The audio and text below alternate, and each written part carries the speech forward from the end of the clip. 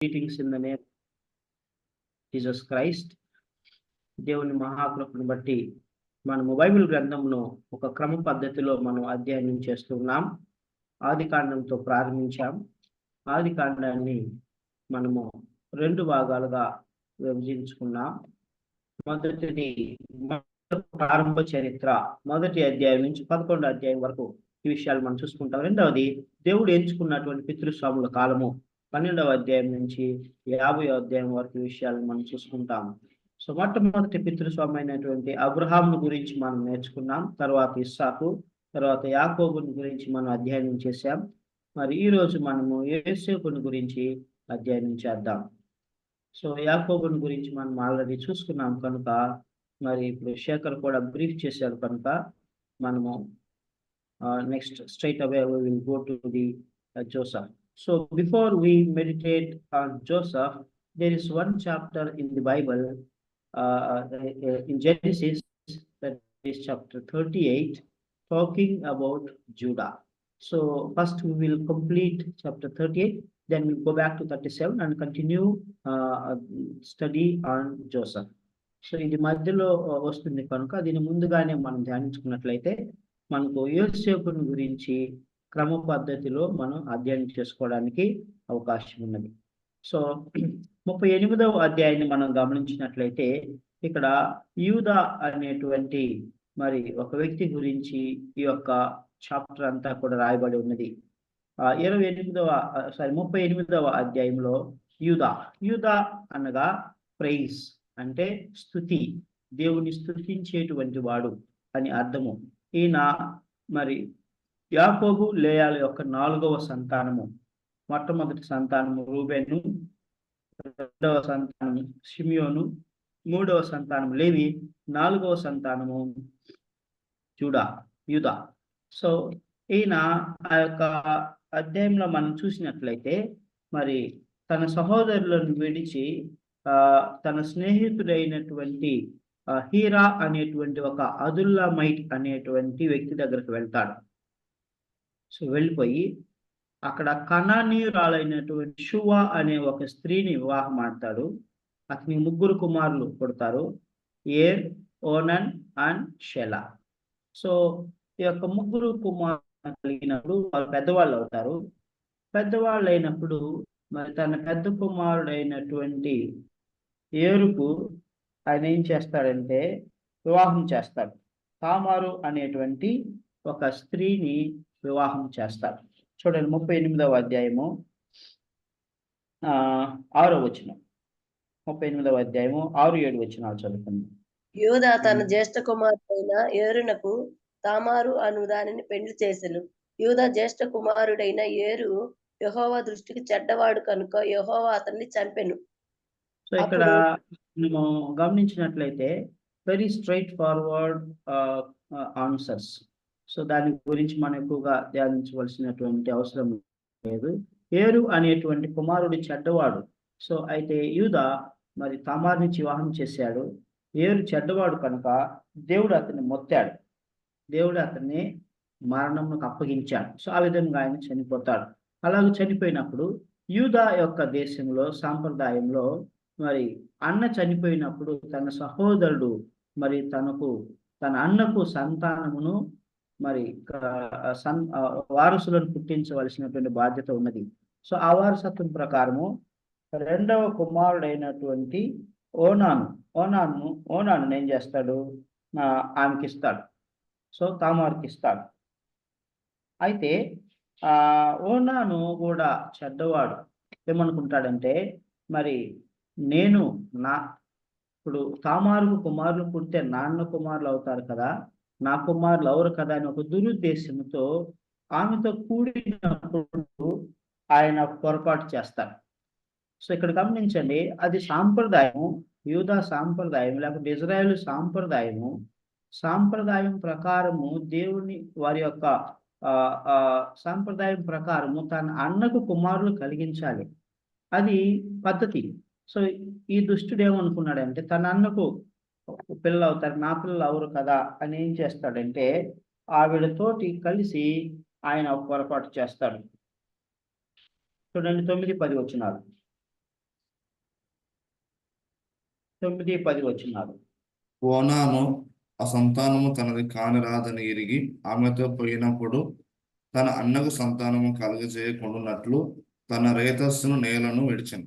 అతడు చేసినది యెహోవా దృష్టికి చెడ్డది గనుక ఆయన అతన్ని కూడా చంపాను. So this fellow is also wicked fellow. So this fellow was also wicked fellow. So he did a blunder. So God killed him. అతన్ని కూడా చంపాను. అప్పుడు యూదా ఏమనుకున్నాడంటే, అరే నా 2 కుమారులు చనిపోయారు, వారసుడే ఉన్నాడు, ఒక్కగానొక్క కుమారుడు షేలా ఉన్నాడు, మరి ఇతను కూడా ఆమెకి ఇస్తే మరి ఇతను కూడా ఏమైనా చనిపోతాడేమో భయం పుట్టి ఆవిడకి ఇవ్వకుండా ఆవిడని ఏమంటాడంటే, మీ తండ్రి ఇంటికి వెళ్ళి అక్కడ ఉండు, షేలా చిన్నవాడు పెద్దవాడైన తర్వాత నీకు ఇస్తాను అని ఆవిడని ఇంటికి పంపిస్తాడు. సో షేలా పెద్దవాడైన తర్వాత కూడా యూదా భయపడి ఆవిడకు ఇవ్వనందున మరి అక్కడ ఆ తామారు అనేటువంటి తన కోడలు ఒక ఉపాయం పన్నుతుంది. ఆ ఉపాయం ఏంటంటే, ఈ యొక్క యూదా గొర్రెల యొక్క బొచ్చు కత్తిరించడానికై ఒక పట్టణానికి బయలు వెళ్తూ ఉంటాడు. సో అలాగ వెళ్తూ ఉన్నప్పుడు ఆ విషయం తామారుకు తెలిసి ఏం చేస్తుందంటే, తను ముసుగు వేసుకొని ఒక వేషలాగా నటించి ఆ మార్గ మధ్యంలో మరి ఆయన వెళ్ళేటువంటి మార్గంలో ఆయన కనుగొడులాగున అక్కడ కూర్చొని ఉంటుంది. కూర్చొని ఉన్నప్పుడు మరి ఆ కొన్ని దినముల తర్వాత యూదా యొక్క భార్య కూడా చనిపోతుంది. చనిపోయినప్పుడు మరి ఆ విషయము తామారుకు తెలిసి ఆ విధంగా చేస్తుంది. ఆ విధంగా చేసినప్పుడు మరి యూదా మార్గం గుండా తన దాసుని తీసుకొని వెళ్తూ ఉంటాడు. ఈ ఫోటోగ్రాఫ్లో మనం చూస్తాం. సో అలాగ వెళ్తూ ఉన్నప్పుడు ఆ స్త్రీని చూసి ఆ స్త్రీ వద్దకు వెళ్ళి, నీతో శయనించవచ్చా అని అంటాడు. సో అప్పుడు నాకేమి నీవు ఇస్తావు అని ఆవిడ అడుగుతుంది.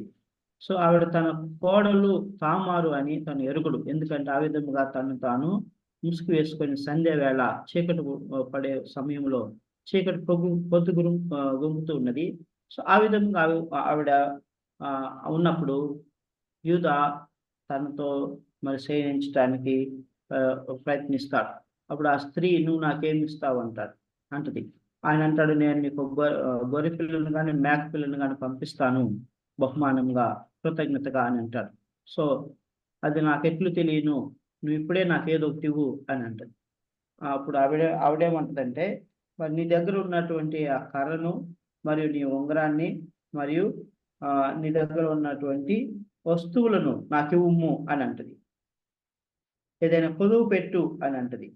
అప్పుడు 17-18 వచనాలు. 18వ వచనం. అతడు నేను నీ యొద్ద ఏమి కుదవ పెట్టవాలని అడిగినప్పుడు ఆమె, నీ ముద్రయు దాని దారమును నీ చేతి కరయునని చెప్పాను.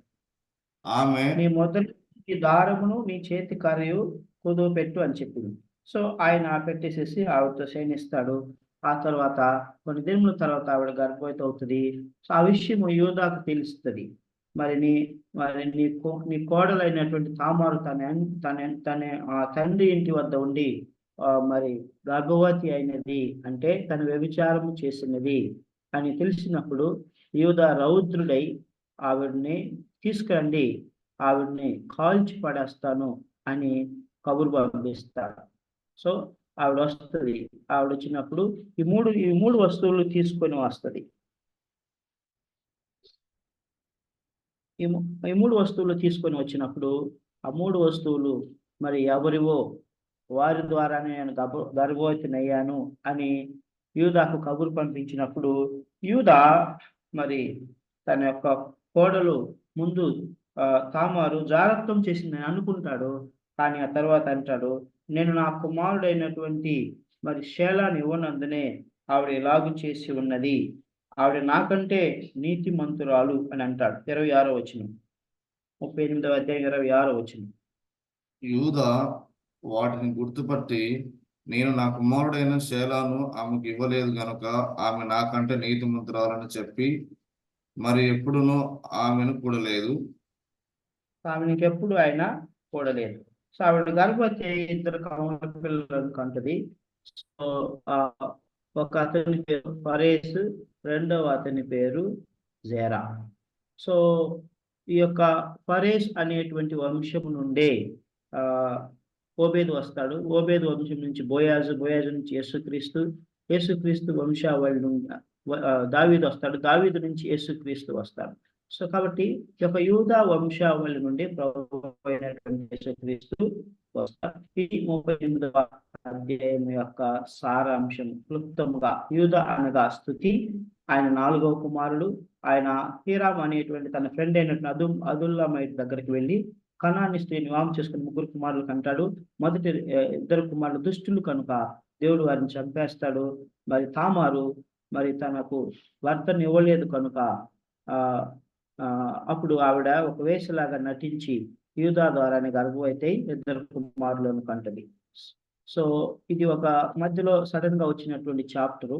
సో దాని గురించి మనం చూసుకున్నాం. తర్వాత మన ముఖ్య అధ్యయనానికి వద్దాం. మరి 4వ పితృస్వామి అయినటువంటి యోసేపుని గురించి మనం అధ్యయనం చేసినట్లయితే, ఈ యొక్క యోసేపుని గురించి 37వ అధ్యాయం నుంచి 50వ అధ్యాయం వరకు మొత్తం కూడా యోసేపుని గురించిన వృత్తాంతం మనకు కనబడుతుంది. యోసేపుని గురించి పరిచయాన్ని మనం గమనిస్తాం. రెండవది, యోసేపుకు వచ్చినటువంటి కళలు మరియు తన సహోదరులు ఆయన్ను ఇస్మాయిలీలకు అమ్మివేస్తారు. 20 వెండి నాణ్యాలకు అమ్మేస్తారు. ఆ విషయాన్ని మనం చూసుకుంటాం. మూడవది, యోసేపు పోతీఫర్ ఇంట్లో యోసేపు యొక్క జీవితం ఎలాగున్నది. నాలుగవది, మరి జైలులో యోసేపు యొక్క జీవితం ఎలాగున్నది. తర్వాత ప్రైమ్ మినిస్టర్ అయిన తర్వాత ఫరో ఇంట్లో యోసేపు యొక్క జీవితం ఎలాగున్నది. చివరిగా యోసేపు తన సహోదరులను ఎలాగూ ప్రేమించాడు, వారి ఎలాగూ దయ చూపించాడు, వారిని ఎలాగూ క్షమించాడు అనేటువంటి విషయాన్ని మనం చూసుకుంటాం. So in nutshell, these are the 6 points that we see about Joseph from Genesis chapter 37 to 50. మొట్టమొదటిగా జోసెఫ్ యొక్క పరిచయాన్ని మనం చూసుకున్నట్లయితే, యోసేపు అనగా God will increase or he shawl add, దేవుడు ఫలింప చేసేటువంటి వాడు, దేవుడు ఇంకా అదనముగా ఇచ్చేటువంటి వాడు, అంటే దేవుడు అతని ఫలింప చేసేటువంటి వాడు అనేటువంటిది అర్థము. సో ఈయన యాకోబు రాహేలుకు పుట్టినటువంటి కుమారుడు. యాకోబు యొక్క 11వ సంతానం. అతని తర్వాత బెంజమిన్. సో వీళ్ళిద్దరు కూడా, జోసెఫ్ అండ్ బెంజమిన్, వీరిరువురు కూడా యాకోబు రాహేలు కుమారులు, చివరి వృద్ధాప్యంలో పుట్టినటువంటి కుమారులు. సో ఈయన యొక్క పుట్టుక మనము 32వ అధ్యాయంలో మనం ఆల్రెడీ చూసుకున్నాం. 30వ అధ్యాయంలో మనం ఆల్రెడీ చూసుకున్నాం. 30వ అధ్యాయము 22, 23 వచనాల్లో మనం చూసుకున్నాం. దేవుడు రాహేలును జ్ఞాపకం చేసుకొని ఆమె మనవి విని ఆమె గర్భము తెరిచెను. అప్పుడు ఆమె గర్భవతి కుమారుని కని దేవుడు నా నిందను తొలగించను అనుకొనెను. మరియు ఆమె యెహోవా మరొక కుమారుని నాకు దయచేయును గాక అనుకొని అతనికి యోసేపు అని పేరు పెట్టెను. అంటే హీ షాల్ యాడ్ అని మనం చూసుకున్నాం కదా, మరో ఒక కుమారుని దయచేయును గాక అనేటువంటిది అర్థం. అలాగే దేవుడు బెంజమిన్ కూడా దయచేశాడు, బెన్యామీని దయచేశాడు. సో ఇది ఫస్ట్ యోసేపు యొక్క జన్మము ఇక్కడ చూసుకుంటాము 30వ అధ్యాయము 22, 23, 24 వచనాల్లో.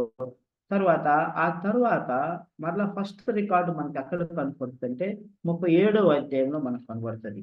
37వ అధ్యాయంలో ఆయన 17 సంవత్సరముల వయసు గలవాడై అని అక్కడ రాయబడి ఉంటుంది. చూడండి 37వ అధ్యాయము 1, 2 వచనాలు. చాప్టర్ 37 verse 1 and 2 చదవండి.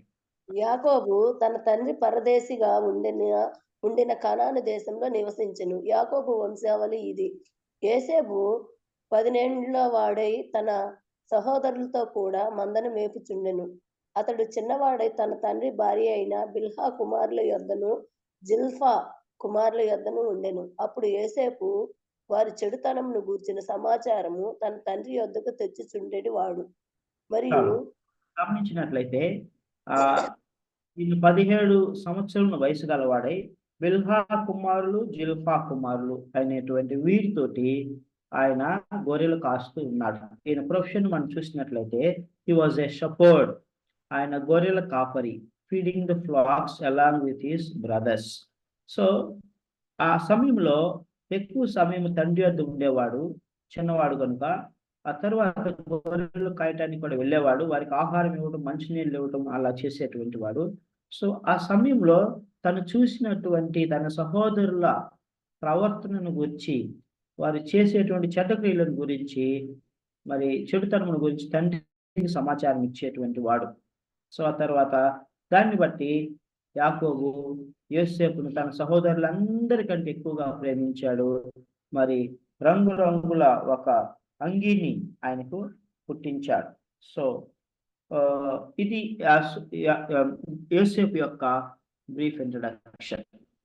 సో, తర్వాత యోసేపు కలిగినటువంటి దర్శనములు మరియు తన సహోదరులు తను ద్వేషించి ఇష్మాయేలీయులకు అమ్మేసిన విషయాన్ని మనం చూసుకుంటాం. సో, రెండవ విషయంలో మనం గమనించినట్లయితే ఆయనకి 2 కళ్ళు వస్తాయి. 2 dreams Joseph had verse 6-9. So, verse 6-9 మరలా చదువుకుందాం ఒకసారి. 37వ అధ్యాయం 6, 7, 8 వచనాలు. 6, 7, 8, 9. అతడు వారిని చూచి, నేను పనిన ఈ కలను మీరు దయచేసి వినుడి. అదేమనగా, మనము చేనిలో పనులు కట్టుచుంటిమి. నా పన లేచి నిలుచుచుండగా మీ పనులు నా పనుకు చుట్టుకొని నా పనుకు సాష్టాంగపడినని చెప్పెను. అందుకు అతని సహోదరులు, నీవు నిశ్చయముగా మమ్మును ఏలెదవా, మా మీద నీవు అధికారి వగుదువా అని అతనితో చెప్పి, అతని కళలను బట్టి, అతని మాటలను బట్టి అతని మీద మరింత పగబట్టిరి. సో, మొట్టమొదటిగా ఆయన ఒక కల వచ్చింది. చేలో ఉన్నారు అందరూ, 12 మంది సహోదరులు. యోసేపు పనగడుతా ఉన్నాడు, తన పనేమో నిల్చొని ఉన్నది. మరి మిగతా 12 మంది యొక్క పనులు ఆ నిలబడినటువంటి యోసేపు పనుకు సాగిలు పడుతా ఉన్నాయి. ఆ కల చెప్పిన వెంటనే వారికి ద్వేషం వచ్చేసింది. ఏంట్రా, నువ్వు మా అందరికంటే చిన్నవాడివి, నీకు మేము సాగిలు పడాలా అని అతని మీద కక్ష పెట్టుకున్నారు. మరింత పగబట్టారు. అది మొదటి కళ. రెండవ కళను మనం గమనించినట్లయితే అతడు ఇంకొక 9వ వచనం, అతడు ఇంకొక కల కని తన సహోదరులకు తెలియచేసి, ఇదిగో నేను మరొక కల కంటిని, అందులో సూర్య చంద్రులను 11 నక్షత్రములను నాకు సాష్టాంగపడినని చెప్పెను. సూర్యుడు, చంద్రుడు, 11 నక్షత్రములు మరి యోసేపుకు సాష్టాంగపడినట్లుగా ఆయనకు ఒక కల వస్తుంది. ప్రియమైనటువంటి దేవుని బిడ్డలారా, this is something amazing and against the nature. సూర్య చంద్రులు నమస్కారం చేయటం ఏంటి, సాగిల పట్టడం ఏంటి? సో, అది ఆ కళను చెప్పినప్పుడు వారు మరింకా అసూయపడ్డారు. ఆ తర్వాత అతని తండ్రి కూడా ఆయన గద్దిస్తాడు. అదేంట్రా, నేను నీ తల్లి మరి నీకు సాగిల పడాలా అని అంటాడు. సో, అయితే ఆ మాట యాకోబు జ్ఞాపకం ఉంచుకున్నాడు. మనం గమనించినట్లయితే మరి ఎందుకు తన సహోదరులు మరి యోసేపును ద్వేషించారు, యోసేపు మీద అసూయపడ్డారు, యోసేపు మీద పగపట్టారు అని అంటే, మొట్టమొదటిగా యోసేపు వారి చెడుతమ్మును గురించి తన తండ్రి వద్దకు రిపోర్ట్ ఇచ్చేవాడు. నంబర్ 1. నంబర్ 2, యాకోబు యోసేపును అధికంగా ప్రేమించాడు. 3, ఆయనకు రంగురంగుల ఒక అంగీని పుట్టించాడు. అంటే విచిత్రమైనటువంటి ఒక నిలువుటంగిని పుట్టించాడు. నంబర్ 3. నంబర్ 4, మరి యోసేపుకు కళ్ళు వచ్చినాయి. ఈ కళలో ఏముందంటే వారందరూ కూడా 2 మార్లు యోసేపుకు సాగిలు పడి సాష్టాంగం నమస్కారం చేస్తున్నట్లుగా మనము చూస్తాం. సో, వీటన్నిటిని బట్టి, చిన్నవాడు అయిన నీకు మేము దాసోహం అవ్వాలా, నీవు మమ్మల్ని ఏలేదవా, నీవు మాకు యజమానుడు అవుదువా అని వారు ఆయన మీద పగబట్టారు, ఆయన మీద అసూయ పెట్టుకున్నారు, ద్వేషం పెంచుకున్నారు, కోపం పెంచుకున్నారు. ఇవన్నీ కలిసి మరి ఒక తీర్మానానికి వాళ్ళు వచ్చారు. యోసేపును మనం చంపేద్దాం అనేటువంటి తీర్మానానికి వచ్చారు. ప్రియమైనటువంటి దేవుని బిడ్డలారా, మరి మనలో కలహాలు ఎందుకు వస్తాయి? కుటుంబంలో సహోదరులు ఉంటే, అన్నదమ్ములు ఉంటే, అక్క చెల్లెళ్ళు ఉంటే వారికి కలహాలు ఎందుకు వస్తాయి? యాకోబు రాసినటువంటి పత్రిక 4వ అధ్యాయము 1-3 వచనాల్లో మనం చూసుకుంటాం. James chapter 4 verse 1-3.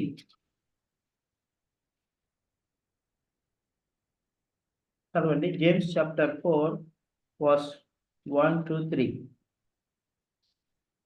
మీలో యుద్ధములను పోరాటములను దేని నుండి కలుగుచున్నవి? మీ అవయములలో పోరాడు మీ భోగెచ్చుల నుండి కదా. మీరు ఆశించుచున్నారు గాని మీకు దొరకటం లేదు. నరహత్య చేయుదురు, మత్సరపడదురు గాని సంపాదించుకొనలేరు. పోట్లాడుదురు, యుద్ధం చేయుదురు గాని దేవుడు అడుగునందున మీకేమీ దొరకదు. మీరు అడిగినాను మీ భోగముల నిమిత్తము వినియోగించుటకే దురుద్దేశముతో అడుగుదురు కనుకనే మీకు ఏమీ దొరకటం లేదు. చాలు. ఇక్కడ మనం గమనించినట్లయితే ఈ సహోదరులు ఏం చేస్తా ఉన్నారు? వాళ్ళ మధ్య పోరాటాలు ఎందుకు వస్తున్నాయి? వారి మధ్య ద్వేషములు, కలహములు, అసూయలు, మత్సరములు, విమతములు ఎందుకు వస్తా ఉన్నాయి? వారి శరీరేచ్ఛలను బట్టి. యూదాను చూశాం. యూదా ఏం చేశాడు? దూరంగా వెళ్ళిపోయాడు. దూరంగా వెళ్ళిపోయి కనానీయురాలు స్త్రీని వివాహం చేసుకున్నాడు. అదుల్లామాయుతో స్నేహం చేశాడు. సో ఈ విధంగా మనం గమనించినట్లయితే మరి రూబేన్ కూడా మనం చూసాం. రూబేన్ ఏం చేశాడు? తన తండ్రి భార్య అయినటువంటి బిల్హాతోటి పాపం చేశాడు. సో ఈ విధంగా వీరి యొక్క క్రియలు చెడ్డవి కనుక, వీరి భోగేచ్ఛలను అనుసరించి నడుచుకునేటువంటి వారు కనుక వీరు మరి ద్వేషం పెంచుకున్నారు. ఏమైనటువంటి దేవుని బిడ్డలారా, కారణం ఏంటంటే ఇచ్ఛ, శరీర ఇచ్ఛ కావచ్చు, మరి నేత్రాశ, జీవపుడు అమ్మం కావచ్చు, ఏమైనా కావచ్చు. సో పాపమును మరి తండ్రి వద్దకు యేసేపు తీసుకొచ్చినప్పుడు, తండ్రి వారిని మందలించినప్పుడు వారు ఏం చేయాలి? వారి పాపమును ఒప్పుకొని విడిచిపెట్టాలి. అందుకనే మరి సామెతల గ్రంథం 28వ అధ్యాయం 13వ వచనంలో ఒక మాట అంటాడు. ఏమంటాడంటే, అతిక్రమములను దాచిపెట్టువాడు వర్ధిల్లడు, వాటిని ఒప్పుకొని విడిచిపెట్టువాడు కనికరం పొందును అని అంటాడు. దావీదుని మనం చూసినట్లయితే దావీదు ఏం చేశాడు? బత్షెబతో పాపం చేసినప్పుడు నాతాను ప్రవక్త వచ్చి ఒక ఉపమానమును చెప్పి, ఉపమానము ద్వారా తన పాపమును తనకు తెలియచేసినప్పుడు ఆ వ్యక్తి అలాగ చేసినటువంటి వాడు నిశ్చయముగా మరణమునకు పాత్రుడు అని దావీదు పలికినప్పుడు నాతాను ప్రవక్త అంటాడు, ఆ వ్యక్తి నువ్వే చేశావు అని తన పాపమును తనకు తెలియచేసినప్పుడు దావీదు పశ్చాత్తాపడి ఉపవాసం ఉండి ఆయన ఏడ్చి కన్నీరు కారుస్తాడు. దేవుడు ఆయన క్షమిస్తాడు. ప్రియమైనటువంటి దేవుని బిడ్డలారా, ఇక్కడ యాకోబు యొక్క కుమారులు మరి మిగతా వారు 10 మంది కుమారులు వారి పాపమును వారు ఒప్పుకున్నట్లేదు. దానికి ప్రతిగా యోసేపు మీద ద్వేషం పెంచుకుంటూ ఉన్నారు. This is not at all right in the sight of God. ప్రియమైనటువంటి దేవుని బిడ్డలారా, దేవుని వాక్యమును దేవుని దాసుడు, సేవకుడు మనకు బోధించినప్పుడు, మరి మందిరంలో కానీ ఎక్కడైనా బైబిల్ స్టడీలో కానీ మనం బోధించినప్పుడు, మరి దేవుని వాక్యము మనలను తాకినప్పుడు, మన హృదయాన్ని ఒప్పింపు చేసినప్పుడు మనం దాన్ని ఒప్పుకొని విడిచిపెట్టాలి. అందుకనే దేవుని వాక్యం సెలవిస్తా ఉన్నది, అతిక్రమములను దాచిపెట్టువాడు వర్ధిల్లడు, వాటిని ఒప్పుకొని విడిచిపెట్టువాడు కనికరం పొందును.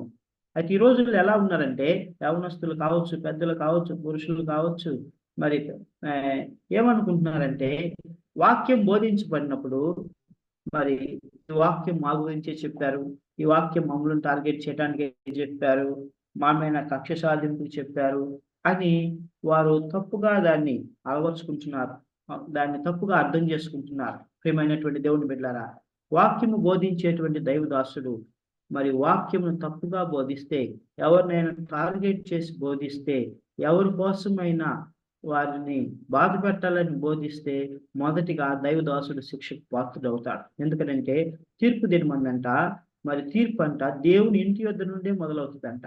దేవుని ఇంటి వద్ద నుండి అంటే ఎవరు? దేవుని దాసులు, దేవుని సేవకులు, వాక్యంను బోధించేటువంటి వారి వద్ద నుంచే ప్రారంభం అవుతుంది. కాబట్టి మొట్టమొదటిగా వారికి ఎక్కువ శిక్ష పడుతుంది. కాబట్టి వాక్యము బోధించే వారు జాగ్రత్తగా బోధించాలి. సో కాబట్టి వాక్యము మనతో మాట్లాడినప్పుడు మన జీవితాన్ని మనం సరిచేసుకోవడానికి ప్రయత్నించాలి. కానీ మనం ద్వేషము, అసూయ, మత్సరమును పెంచుకొని ఈ సంఘం వదిలిపెట్టి మరొక సంఘానికి లేకుంటే మరి మరొక మందిరానికి మనం వెళ్ళకూడదు. ఏమైనటువంటి దేవుని బిడ్డలారా, దేవుని వాక్యం మనల్ని తాకినప్పుడు మనము పశ్చాత్తాపడాలి. When the word of God convicts us of our sin, we have to repent, turn to God. మనము మీటింగ్ వదిలిపెట్టి వెళ్ళిపోవటమో లేకుంటే మరి ఆ సహోదరుని కలవకుండా వెళ్ళిపోవటమో చేయకూడదు. That is not a good sign. అది దేవుని యొక్క చిత్తానుసారమైనటువంటి ప్రవర్తన కాదు. అది మరి మన సొంత శరీరానుసారమైనటువంటి ప్రవర్తన. అందుకనే మరి ఇక్కడ మనం గమనించినట్లయితే one more truth we will learn from here. తన సహోదరులు మరి తనకు వచ్చినటువంటి కళలను బట్టి, తన యొక్క నీతిని బట్టి, తన యొక్క విధేయతను బట్టి యోసేపును అభినందించాల్సింది పోయి యోసేపు మీద ద్వేషం పెంచుకుంటా ఉన్నారు. ప్రియమైనటువంటి దేవుని బిడ్డ, a true believer, a genuinely born again believer, if a fellow brother is honored or blessed, or he received some award, a medal or something, then what we need to do, we need to appreciate that brother. We need to encourage that brother. We need to strengthen that brother. We need to pat him. అతను మనము మరి అతన్ని మనము ఘనముగా ఎంచుకున్నాడు. రోమిలికి రాసిన పత్రిక 12వ అధ్యాయము 10వ వచనం. ఈ వాక్యాన్ని మనం ఆల్రెడీ చూసుకున్నాం, మరొకసారి చూసుకుందాం. సహోదరుల ప్రేమ విషయంలో ఒకని యందు ఒకడు అనురాగం గలవారై ఘనత విషయంలో ఒకరినొకడు గొప్పగా ఎంచుకునుడి. ఘనత విషయంలో ఒకరినొకడు గొప్పగా ఎంచుకునుడి. ఇంకా ముందు 9వ వచనంలో ఏమంటాడు? ఆల్రెడీ మనం చూసుకున్న మరొకసారి మీ చదువుకుందాం. ప్రేమ నిష్కపటమైనదై ఉండవలెను, చెడ్డదాన్ని నసహించుకుని మంచిదాన్ని హత్తుకొని ఉండుడి. చెడ్డదాన్ని అసహించుకొని మంచిదాన్ని హత్తుకొని వాళ్ళని. యోసేపు అలాగ చేస్తూ ఉన్నాడు, మంచిదాన్ని హత్తుకుంటున్నాడు, చెడ్డదాన్ని అసహించుకుంటున్నాడు. తన సహోదరులు 10 మంది ఏం చేస్తున్నారు? చెడ్డదాన్ని హత్తుకుంటున్నారు, మంచిదాన్ని ద్వేషిస్తా ఉన్నారు. సో ఘనత విషయంలో ఒకరినొకడు గొప్పగా ఎంచుకున్నది. Learn to appreciate our fellow brothers, those who have received a blessing, those who are honored, or they receive some award, something like that. So మనము ఒకరి యందు ఒకడు అనురాగం గలవారై ఉండాలి, ఒకరిని యందు ఒకడు ఘనముగా ఎంచుకున్నారు. ఫిలిప్పీయులకు రాసిన పత్రిక 2వ అధ్యాయము 2 నుంచి 4 వచనాలలో కూడా ఒక మాట రాయబడి ఉంటుంది. ఫిలిప్పీయులకు రాసిన పత్రిక ఫిలిపియన్స్ చాప్టర్ 2 verse 2 to 4. మీరు ఏక మనసులో ఉన్నట్లుగా ఏక ప్రేమ కలిగి ఏక భావం గలవారుగా ఉండి ఒక దాని యందు మనసు ఉంచుచు నా సంతోషమును సంపూర్ణం చేయుడి. కక్ష చేతనైనను వృధాసి చేతనైనను ఏం చెయ్యక వినయమైన మనసు గలవారై ఒకరినొకడు తనకంటే ఏగుడని ఎంచుచు మీలో ప్రతివాడును తన సొంత కార్యములను మాత్రమే కాక ఇతరుల కార్యములను కూడా చూడవలెను. ఒకరిని ఏక ప్రేమ కలిగి ఏక మనస్కులయుండి ఏక భావము గలవారయుండి మరి ఒకదాని అందే మనసు ఉంచుచు నా సంతోషం సంపూర్ణం చేయండి. కక్షలు ఉండకూడదు, మృగాతిశయం చేత నేను ఏమీ చేయకూడదు. వినయమైన మనసు గలవారై ఒకరినొకడు తనకంటే యోగ్యుడని ఎంచుకున్నాడు. సో ఒకరినొకడు తనకంటే యోగ్యుడని ఎంచుకున్నప్పుడు మన కలహాలు రావు, మనం ప్రేమిస్తాం, మనం ఒకరినొకరు ఆదరించుకుంటాం, ఒకరినొకరు గౌరవించుకుంటాము, మరి ఒకరినొకరు మనము మరి ఘనపరుచుకుంటాం. మీలో ప్రతి వారిని తన సొంత కార్యములు మాత్రమే కాక ఇతరుల యొక్క కార్యములను కూడా చూడవలెను. సామెతల గ్రంథము 10వ అధ్యాయం 12వ వచనంలో కూడా ఒక మాట ఉంది. సామెతల గ్రంథము 10వ అధ్యాయము 12వ వచనం. పగ కలహమును రేపును, ప్రేమ దోషములన్నిటిని కప్పును. మరలా చదువు శేఖర్.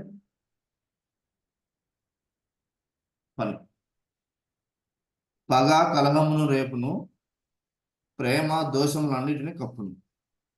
పగ కలహమును రేపును, ప్రేమ ఏం చేస్తుంది? దోషములన్నిటినీ కప్పును. ప్రియమైనటువంటి దేవుని బిడ్డ, సో ఈ యొక్క సిచ్యువేషన్ బట్టి మనం ఏం నేర్చుకుంటామంటే, మనం పగ పట్టకూడదు, ద్వేషించకూడదు. ఒకవేళ మన పొరపాట్లు ఉంటే వాటిని గ్రహించుకొని వాటిని ఒప్పుకొని విడిచిపెట్టాలి.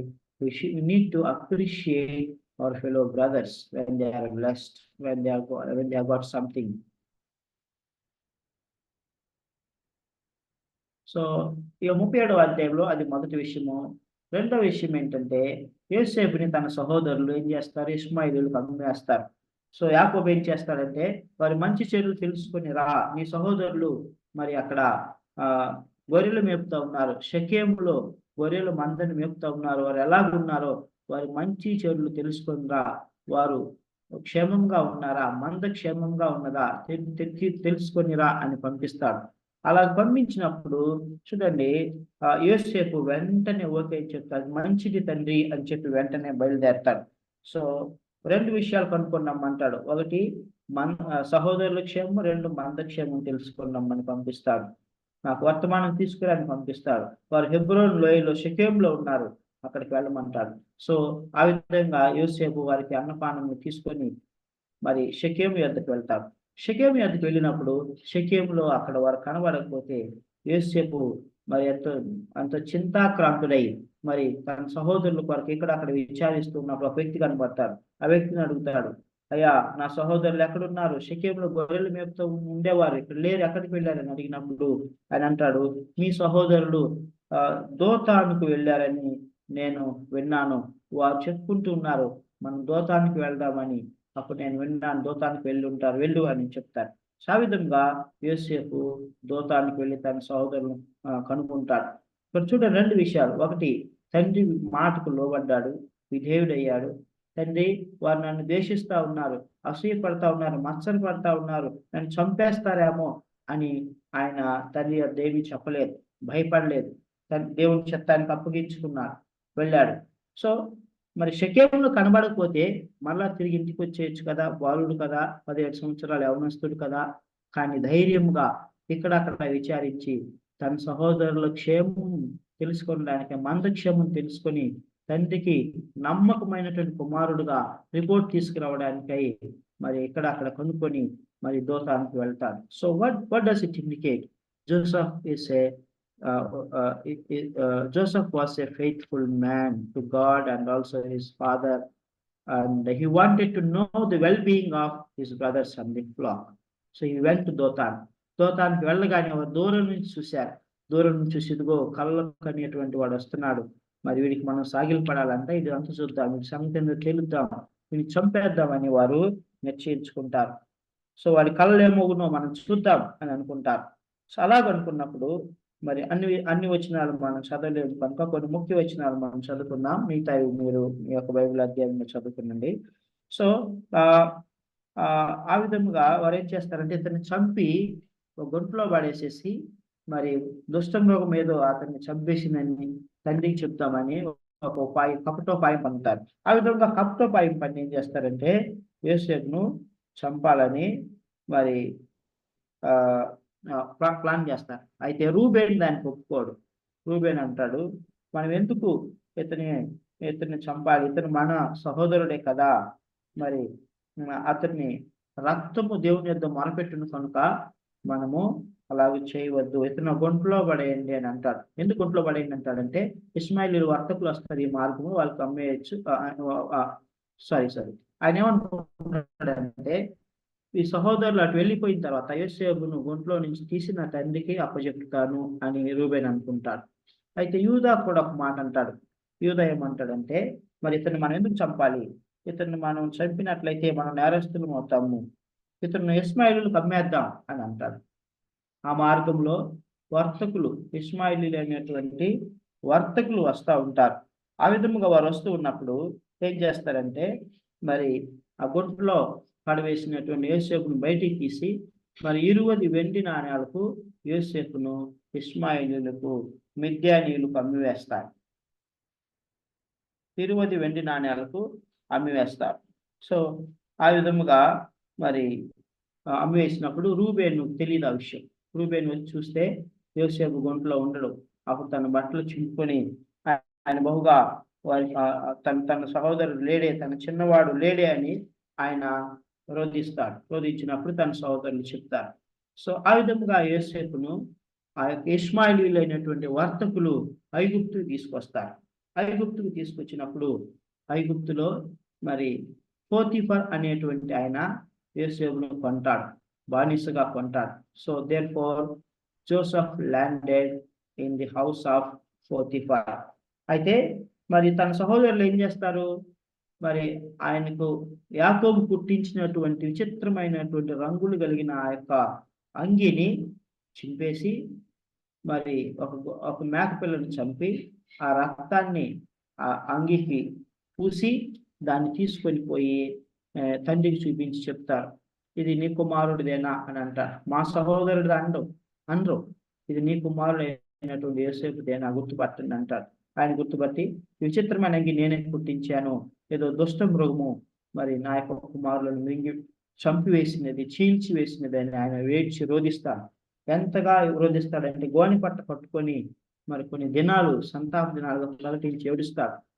వారు ఎంతగా ఆయన్ని మరి కన్సోల్ చేయాలన్నా కూడా ఆయన ఆదరణ పొందకుండా ఆ విధంగా అంగలారుస్తూ ఉంటాడు. మరి నా కుమారుడితో పాటు నేను కూడా మరి సమాధిలోనికి వెళ్ళిపోతాను అని అంటాడు. ఈ విధంగా యోసేపు ఐగుప్తుకు వస్తాడు. ఇది పరిచయం తర్వాత మరి యోసేపు ఒక కళలు మరియు ఆయన ఇష్మాయేలులో కమ్మివేయబడటం. ఆ తర్వాత మూడో విషయానికి మనకు వచ్చినట్లయితే 39వ అధ్యాయానికి వస్తాము. యోసేపు యొక్క జీవితము పోతిఫర్ ఇంట్లో ఎలాగున్నది. Joseph life in Potiphar's house. So ఇక్కడ మనం గమనించినట్లయితే ఇక్కడ మనకు రెండు విషయాలు కనబడతాయి. దేవుడు యోసేపుకు తోడుగా ఉన్నాడు కనుక యోసేపు ఫలిస్తాడు. అది మొదటిది. రెండవది, ఒక పరీక్ష వస్తుంది. ఆ పరీక్షను బట్టి యోసేపు నీతిమంతుడిగా ఉండడాన్ని బట్టి యోసేపు చెరసాలలో వేయబడతాడు. So Joseph was tempted. So ఈ రెండు విషయాలు మనకి 39వ అధ్యాయంలో మనకు కనబడతాయి. సో ఇక్కడ మనం గమనించినట్లయితే so the lord was with Joseph and Joseph was a prosperous man. 39వ అధ్యాయం 2వ వచనం చదవండి అక్క విజయ్ కుమార్ అక్క. 39వ అధ్యాయము 2వ వచనం. ఆదికాండము 39:2. Genesis chapter 39 verse 2. యెహోవా యోసేపునకు తోడే ఉండెను కనుక అతడు వర్ధిల్లుచు తన యజమానుడగు ఐగుప్తుని ఇంట నుండెను.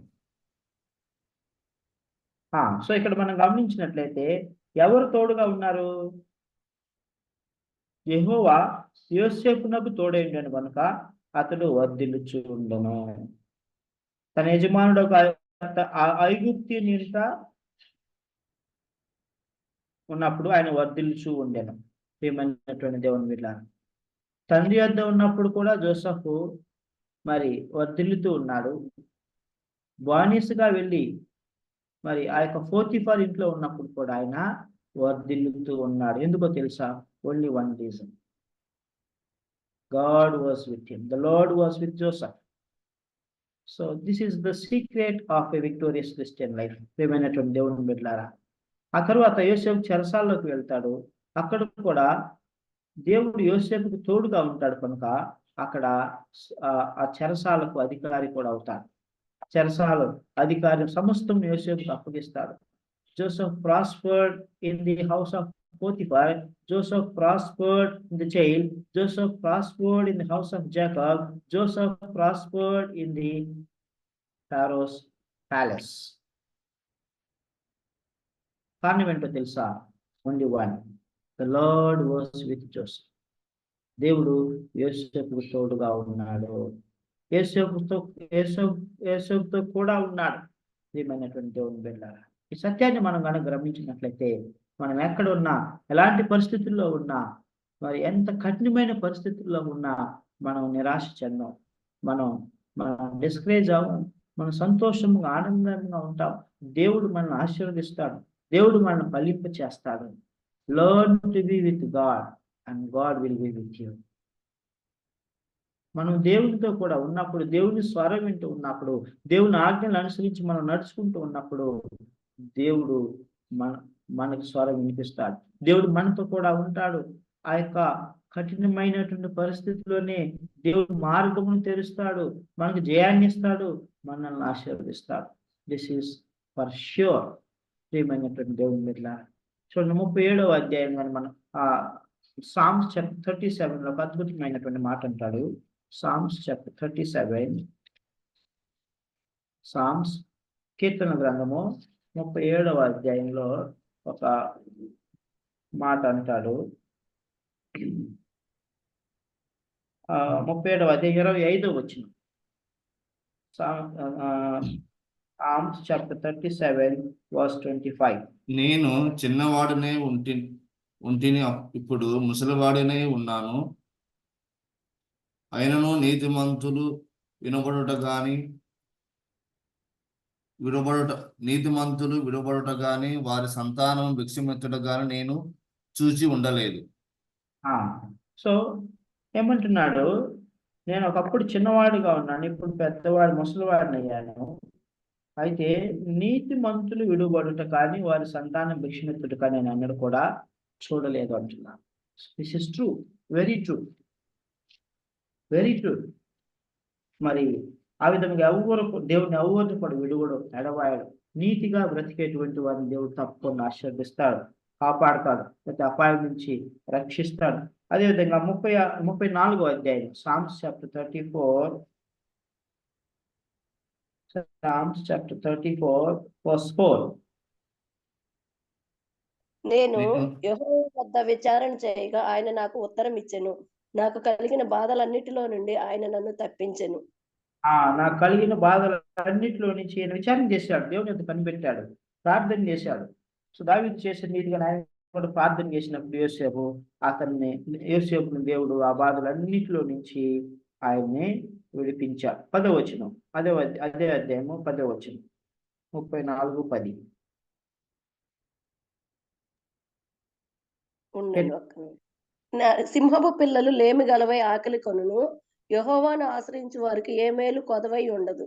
సింహపు పిల్లలు లేమి గలవై ఆకలి కొనును, యెహోవాను ఆశ్రయించు వారికి ఏ మేలు కొదువై ఉండదు.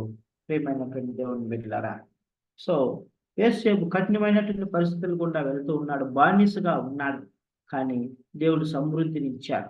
ప్రియమైనటువంటి దేవుని బిడ్డలారా, మనం గమనించినట్లయితే 39వ అధ్యాయంలో మరి పోతీఫరు యోసేపులో ఏం చూశాడు? పోతీఫరు యోసేపులో ఒక అద్భుతమైనటువంటి విషయాన్ని చూశాడు. 3వ వచనం, 39వ అధ్యాయము 3వ వచనం, ఆదికాండము 39వ అధ్యాయం 3వ వచనం.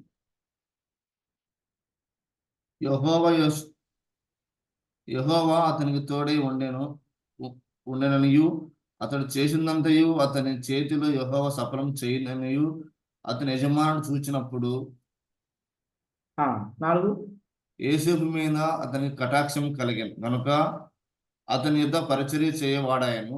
మరియు అతడు తన ఇంటి మీద విచారణకర్తగా అతన్ని నియమించి తనకు కలిగినంతయు అతని చేతికి అప్పగించాను. So here, what we see here, that the Potiphar saw Joseph very closely. He was observing. So what he observed? He observed that the Lord was with Joseph, and all that Joseph was doing, Lord blessed it. So దేవుడు యోసేపు చేసేటువంటి దాన్ని అంతటిని కూడా ఆశీర్వదిస్తా ఉన్నాడు, యోసేపుతో కూడా ఉన్నాడు. అందుకనే యోసేపు ఆశీర్వదించబడుతూ ఉన్నాడు. యోసేపును బట్టి పోతీఫర్ యొక్క గృహమంతా కూడా, తన పంట పొలములన్నీ కూడా ఆశీర్వదించబడుతూ వస్తూ ఉన్నాయి. That's what Potiphar saw in Joseph's life. This is a great testimony, my dear brothers and sisters. What I would like to share with you is that a Christian, a godly man, a godly woman always radiate the very glory of the Lord Jesus Christ in their lives. దేవుని యొక్క వెలుగును, దేవుని యొక్క ప్రకాశమును, దేవుని యొక్క గుణగణమును వారు ప్రకటించేటువంటి వారు ఉంటారు. సో అలాంటి వ్యక్తి ఫరోకి ఎప్పుడు పోతీఫర్కి ఎప్పుడు కూడా కనిపించుండ్రు. దేవుడు అతనితో కూడా ఉండటము, అతన్ని దేవుడు ఆశీర్వదించటము, అతన్ని బట్టి పోతీఫర్ గృహమంతా ఆశీర్వదించబడటం చూశాను. ప్రియమైనటువంటి దేవుని బిడ్డలారా, so this is very challenging testimony. మన జీవితాల్లో కూడా మనం దేవుని యందు విశ్వాసం ఉంచాము, మనం రక్షించబడ్డాము. మరి మన యొక్క వర్క్ ప్లేస్లో కానీ, మరి మనం పనిచేసేటువంటి చోట కానీ, మన గృహాల్లో కానీ, మరి మన యొక్క సమాజంలో కానీ, do we have a testimony like Joseph? ఎక్కడికి వెళితే అక్కడ వారు యోసేపులో దేవుడిని చూస్తూ ఉన్నారు, యోసేపులో దేవుని గుణగణాలు చూస్తూ ఉన్నారు, యోసేపులో పరిశుద్ధాత్మను చూస్తూ ఉన్నారు, దేవుని యొక్క లక్షణాలను చూస్తూ ఉన్నారు, ఒక దైవ క్రమాన్ని యోసేపులో చూస్తూ ఉన్నారు. ప్రియమైనటువంటి దేవుని మీద, by that way the entire Egypt was highly influenced by the life style of Joseph. ఐగుప్తు దేశమంతా కూడా యోసేపు యొక్క జీవితాన్ని బట్టి బహుగా ప్రభావితం చేయబడింది. ప్రియమైనటువంటి దేవుని బిడ్డలారా, why only reason was the lord was with Joseph. Joseph was faithful to God. Joseph was obedient to God. Joseph was constantly this is what we need to learn. ఇప్పుడు నేను పనిచేసేటువంటి ఆఫీస్కి వెళ్ళి మరి ఫలానా వ్యక్తి ఫలానా సైంటిస్ట్ ఎలాంటి వాడని విచారిస్తే what kind of test money they will give about you.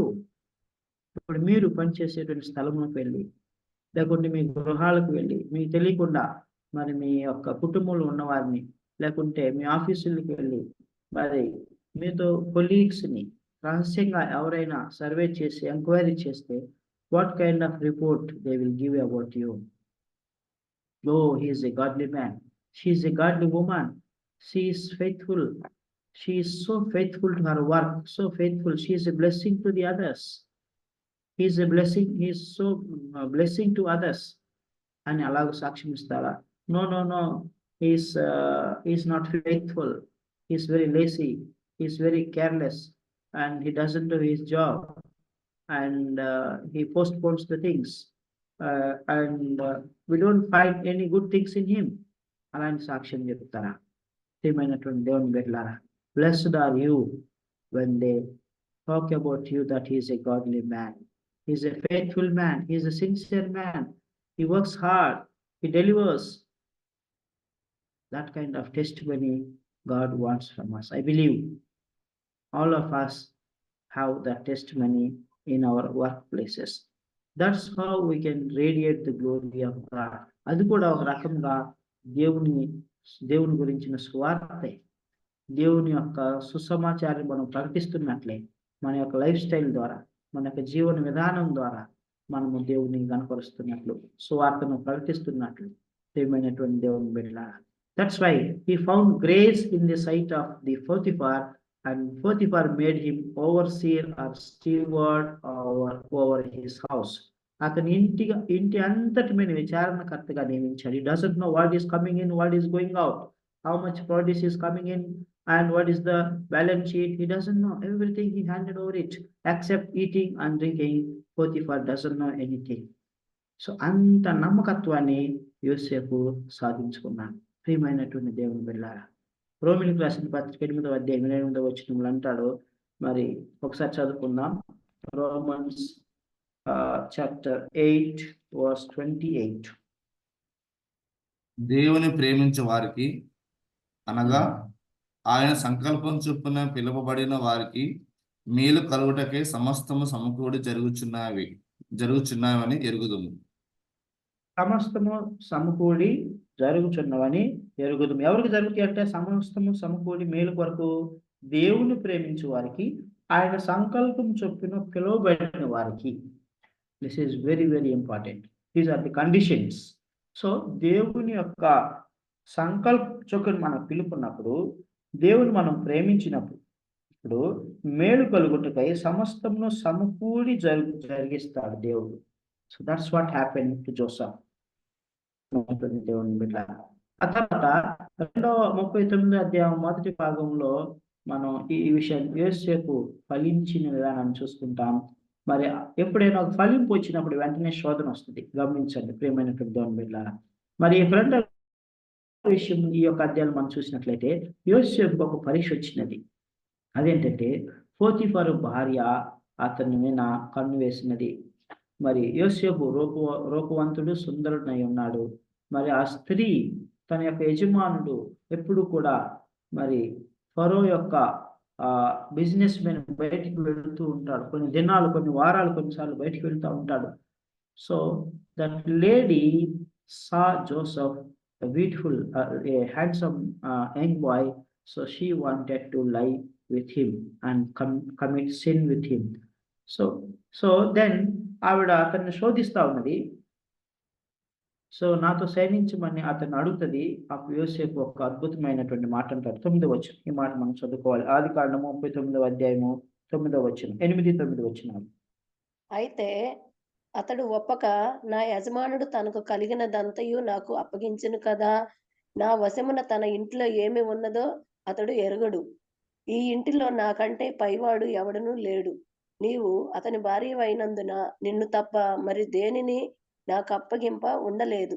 కాబట్టి నేనెట్లు ఇంత ఘోరమైన దుష్కార్యం చేసి దేవునికి విరోధంగా పాపము కట్టుకుందునని తన యజమానుని భార్యతో అనెను. ఇక్కడ మనం గమనించినట్లయితే ఇంట్లో నాకంటే పైవాడు ఎవడు లేడు, సమస్తము నాకు అప్పగించాడు, బట్ నా యజమానుడు నిన్ను నాకు అప్పగించలేదు, నిన్ను తప్ప నాకు సమస్తమును అప్పగించాడు. సో ఇంత ఘోరమైన దుష్కార్యమును చేసి దేవునికి విరోధముగా నేను ఎట్లు పాపము కట్టుకున్నాను. ఐ కెనాట్ డూ దిస్, నేను దీన్ని చేయలేను, ఇది పాపము, నేను దేవునికి విరోధం అయిపోతాను, నేను బానిసగా వచ్చి ఇంట్లో విచారణకర్తగా అయ్యాను అంటే దేవుని కృప, దేవుడు నాకు తోడై ఉన్నాడు, నా దేవుడు పరిశుద్ధుడు, నేను కూడా పరిశుద్ధుడు ఉండాలి, నాకు సమయం ఉన్నది, వివాహం ఉన్నది, ఆ వివాహం తర్వాత నా జీవితం నేను ఆనందిస్తానని యోసేపుకున్నాను. ప్రియమైనటువంటి దేవుని బిడ్డ, ఏదైనా పరీక్ష వచ్చినప్పుడు, శోధన వచ్చినప్పుడు, అది శరీరాశ, నేత్రాశ, జీవబ్రహ్మం కావచ్చు, వెంటనే మనకి వాక్యం గుర్తు రావాలి. How can I do this great wickedness and sin against my God? నేను ఇంత ఘోరమైన దుష్కార్యం చేసి దేవునికి విరోధముగా పాపం కట్టుకున్నాను. నో, పాపం విషయమే చనిపోయిన మనము మరలా పాపము ఎట్లు చేయటము, దానిలో ఎలాగ జీవించము అని రోమిలకు రాసిన పత్రిక 6వ అధ్యాయము 1-2 వచనాల్లో మనం చూస్తాం. పాపం విషయమే చనిపోయాం కదా, బాప్తిజం తీసుకున్నాం కదా, సో మరి ఇంకా మనం పాపం ఎట్లు జీవిస్తాము? సటన్లీ నాట్, అట్లా అనరా, జీవించకూడదు. ఆవిడ ప్రతి దినము యోసేపును శోధిస్తా ఉన్నది. ప్రియమైనటువంటి దేవుని బిడ్డలారా, but Joseph did not yield to her. చూడండి, అదే 39వ అధ్యాయము 11వ వచనం, 10వ వచనం, 10-11. ఆమె యోసేపుతో మాట్లాడుచుండెను కానీ అతడు ఆమెతో శయనించుటకైనను ఆమెతో నుండుటకైనను ఆమె మాట విన్నవాడు కాడు. అట్లుండగా ఒకనాడు అతడు తన పని మీద ఇంటి లోపలికి వెళ్ళినప్పుడు ఇంటి మనుషుల్లో ఎవరునూ అక్కడ లేరు. అప్పుడు ఆమె అతని వస్త్రము పట్టుకొని తనతో శయనింపమని చెప్పగా అతడు తన వస్త్రమును ఆమె చేతిని విడిచిపెట్టి తప్పించుకొని బయటకు పారిపోయిను. దినము శోధిస్తా ఉన్నది. 10వ వచనంలో చూసినట్టు దినము ఆమె యోసేపుతో మాట్లాడుచుండేను కానీ ఎవ్రీ డే షీ వాస్ పెస్టరింగ్, ప్రతి దినము శోధిస్తా ఉన్నది. ఏమైనటువంటి దేవుని బిడ్డలారా, ఇక్కడ చూడండి, పాపము చక్రం గురించి మనం చూసుకున్నాం. పాపము చక్రం ఇక్కడ బాగా పనిచేస్తా ఉన్నది. అయినా కూడా యోసేపు ఎక్కడికక్కడ ప్రతి స్టెప్ లో కూడా దాన్ని తుంచివేస్తా ఉన్నాడు, కట్ చేస్తా ఉన్నాడు, దూరం వెళ్తా ఉన్నాడు. సో దినము శోధించినప్పుడు యోసేపు ఆమె మాట విన్నవాడు కాదు, ఆమెతో శయనించిన వాడు కాదు, దేవుని స్వరం ఆయన వింటా ఉన్నాడు. అయితే ఇలాగనే సంసోను కూడా శోధన వచ్చింది. దినము ఆ యొక్క దెలీలా శోధిస్తూ ఉన్నది. శోధించినప్పుడు సంసోను ఏం చేశాడు? తన యొక్క బలము యొక్క రహస్యాన్ని చెప్పేశాడు. ప్రియమైనటువంటి దేవుని బిడ్డలారా, సంసోను పడిపోయాడు కానీ యోసేపు పడిపోలేదు, నిటారుగా నిల్చున్నాడు. He stood tall for God. Samson fell down to the daily temptation. So మనం ఎలాగున్నాం? ప్రియమైనటువంటి దేవుని బిడ్డలారా, మన జీవితంలో మనము పాపమును మరి సాతాను ఎదిరించి పాపమును జయిస్తూ మనము ఒక స్తంభం వలె నిటారుగా మనం నిల్చొని ఉంటున్నామా, లేకుంటే సంసోను వలె పడిన పాపంలోని మరలా పడిపోతున్నామా? ప్రతిదినము మనకు శోధన వస్తున్నప్పుడు మనం దానికి లోబడిపోతున్నామా?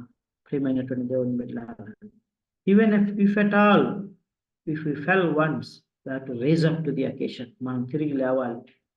మరి సామెతలు అంటారు, నేను 7 మార్లు పడిపోయినా కూడా నేను మరల యెహోవాను బట్టి తిరిగి లేస్తానంటాను. సో పరీక్షలు వస్తాయి, పడిపోతాం, అయితే వీ షుడ్ రైజ్ అప్. ఎప్పుడు మనం రైజ్ అప్ పోతామంటే మనము దేవునితో సహవాసంగా ఉన్నప్పుడు, దేవుని వాక్యం ధ్యానిస్తూ ఉన్నప్పుడు, వాక్యం మనతో మాట్లాడినప్పుడు మనం తిరిగి లేస్తాం.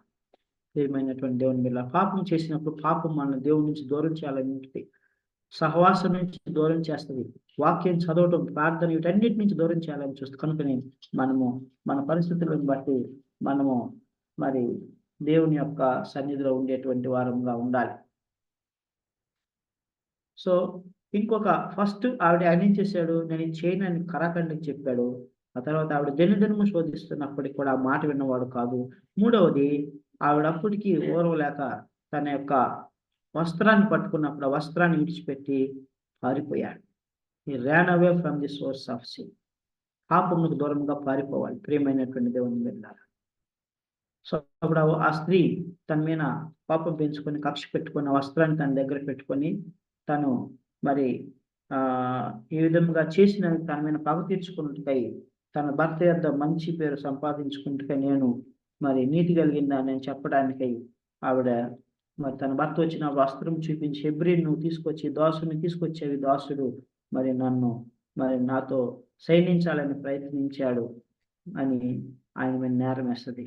అప్పుడు పోతీఫర్ తన భార్య మాట విని రౌద్రుడై ఆయన జైల్లో వేస్తాడు. సో ఆ విధంగా యోసేపు జైలుకి వెళ్ళిపోతాడు. ఒక నీతిగా జీవించినందుకు కాను అక్కడ యోసేపు శిక్ష వచ్చింది, జైల్లో వేయబడ్డాడు. ప్రియమైనటువంటి దేవుని కొన్నిసార్లు జరుగుతుంది, మనం నీతిగా యథార్థంగా పనిచేస్తూ ఉన్నప్పుడు మన మీదకి ఎన్నో నిందలు వస్తాయి, ఎన్నో శోధనలు వస్తాయి,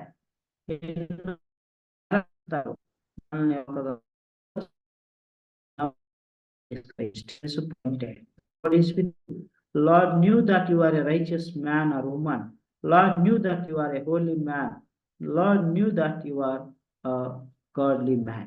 So God will surely deliver you and God will be with you.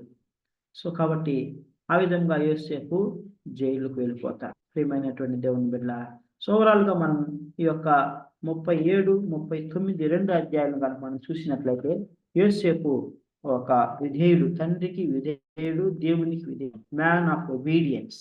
తర్వాత Joseph was a man of dedication and commitment. ఆయన మరి ఒక డెడికేషన్తో పనిచేసిన వాడు. షెకెంలో కనబడకపోతే ఇంటికి రావచ్చు, కానీ ఏం చేశాడు, ఇక్కడ అక్కడ అడిగి మరి దోతాన్లో ఉన్నారని తెలుసుకుని అక్కడికి వెళ్తాడు. ఏమైనటువంటి దేవుని బిడ్డలారా, మరియు యోసేపుకు మరి యోసేపు దేవుని యందు భయభక్తులు కలిగిన వాడు. Joseph feared God then man and he had a great reverence to God. అంటే దేవుని గొప్పగా దేవుని గణపరిచినటువంటి గౌరవించినటువంటి వాడుగా ఉన్నాడు. తర్వాత యోసేపు మరి శుద్ధ హృదయం కలిగిన మంచి మనస్సాక్షి కలిగినటువంటి వాడుగా ఉన్నాడు. పాపమును జయించినటువంటి వాడుగా ఉన్నాడు. వాక్యంలో ఏముంటుందంటే, అపవాదిని ఎదిరించుడి, వాడు మీ ఎదురు నుండి పారిపోవాలి. పాపమునకు జనకుడు ఎవరు? అపవాది. పాపమును ప్రేరేపించేది ఎవడు? శోధనను మనం కలుగు చేసేది ఎవడు? అపవాది. దేర్ఫోర్ సో యాకోబులు ఉంటుంది, you resist the devil, he will flea away from you. ప్రియమైనటువంటి దేవుని బిడ్డ, మనం ఎప్పుడు కూడా అనుకోవాలి, నేను క్రీస్తు సొత్తును, నన్ను క్రీస్తు వెలపెట్టి కొన్నాడు, and I am Christ. I am not my own. This body, soul, spirit all belongs to Christ. కాబట్టి నేను ఈ పాపము చేయదు. ఈ చేతులతో పాపం చేయ పవిత్రమైనవి, కన్నులతో, ఈ నోరుతో, మరి చూపుతో, మరి హృదయంతో, దేనితో కూడా నేను పాపం చేయను. These are all belongs to Christ. So ఆ విధంగా మనము పాపము జయించాలి. యోహాను రాసిన మొదటి పత్రిక 2వ అధ్యాయం 13, 14 వచనాలు ఏమంటాడంటే, యవనస్తులారా మీరు బలవంతులు అంటారు. యవనస్తులారా మీరు దుష్టుని జయించి ఉన్నారంటారు, ఎందుకంటే మీ యందు వాక్యం నిలిచి ఉన్నది అని అంటారు. ప్రియమైనటువంటి దేవుని బిడ్డలు, ఇంకా అంటాడు, కీర్తనకారుడు అంటాడు, నేను పాపం చేయకున్నట్లు మరి మీ వాక్యంతో నా హృదయం నింపుకొందును అని అంటాడు.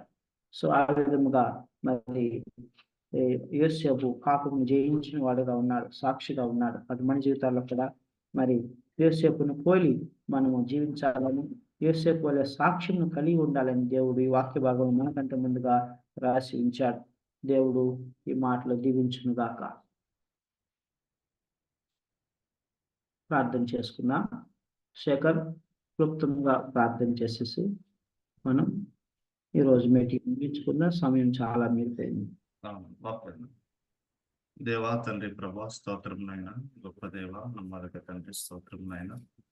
దేవ గతించిన కాలంలో కాచి కాపాడిన దేవుడు నాయన, ఈ దినం ముందు కూడా ప్రభా మా బైబిల్ స్టడీలు మీరు అంత తోడే నడిపించి ప్రభా దేవా తండ్రి మాకు నాయన తండ్రి ఎన్నో ఆత్మీయమైన సత్యాలు మాకు నాయన తండ్రి తెలియజేసినందుకు స్తోత్రం నాయన. అవును ప్రభా, జోసెఫ్ నాయన తండ్రి ఎలాంటి జీవితాన్ని ప్రభా జీవించాడు ప్రభా. అవును ప్రభా, అతడు ప్రభా తన తండ్రికి నమ్మకస్తుడు నాయన తండ్రి, తన యజమానుడు కూడా ప్రభా నమ్మకస్తుడే నాయన తండ్రి ఉన్నందుకు ప్రభా మీరు అతనికి తోడే ఉండి అతనికి కలిగిన సమస్తమును ప్రభా, అతను ఎక్కడ ఉన్నప్పటికీ ప్రభా అతనిని మీరు ఆశీర్వదించినందుకే దీవించినందుకు స్తోత్రం ప్రభా. దేవతండ్రి మమ్మల్ని కూడా ప్రభా దేవతండ్రి మేము చేస్తున్న పనులలో మేము ఉంటున్న ప్లేస్లలో ప్రభా దేవా తండ్రి యోసేపు వలె మేము నమ్మకంగా ఉండడానికి సహాయం చేయండి ప్రభా. దేవా అదే విధంగా నైనా తండ్రి మన సోదరుని జయించేవాడిగా ప్రభా అతను మేము చెప్పుకుంటున్నాం నాయన తండ్రి. దేవా తండ్రి మన ప్రభా అలాంటి సోదరులు మా జీవితంలో కూడా ప్రభా మేము జయించడానికి కావలసిన కృపను మాకు దయచేయండి ప్రభా, సహాయం చేయండి ప్రభా. దేవా తండ్రి మన ప్రభా ఈ విన్న వాక్యం అంతట్లు కూడా ప్రభా తండ్రి మీరు నాయన తండ్రి మా జీవితంలో మీరు గొప్ప కార్యములు చేయండి. ఆ వాక్యం అనుసారంగా మేము నడుచుకోవాలి ప్రభా. విని వాటిని వదిలిపెట్టకుండా ప్రభా, విని వాటిని మా జీవితంలో వాటిని ప్రాక్టీస్ చేయడానికి ప్రభా, వాటిని బట్టి నడుచుకోవడానికి సహాయం చేయమని ప్రభా ఈ కొద్ది చిన్న ప్రార్థన యేసు నామములో అడిగి వేడుకుంటున్నాం తండ్రి. ఆమేన్. ఆమేన్. అందరికీ praise the lord. God bless you. ఈరోజు కొంచెం సమయం ఎక్కువైపోయింది, దయచేసి క్షమించండి. Will try to complete by 6:40 next time. Thank you. God bless you all. Praise the lord. Praise the lord తమ్ముడు. Stop recording.